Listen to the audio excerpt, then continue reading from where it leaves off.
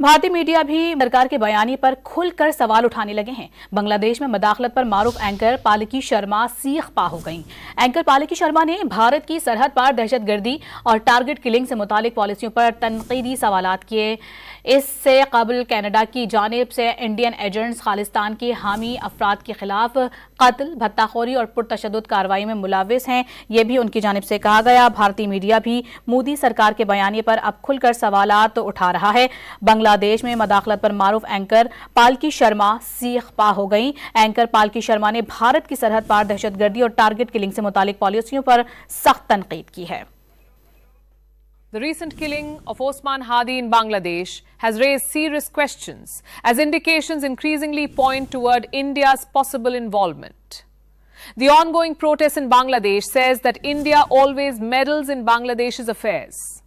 This concern does not emerge in isolation. India has already been held accountable in Canada in the case of the targeted killing of Sikh leader Hardeep Singh Nijjar, where credible evidence was presented by Canadian authorities.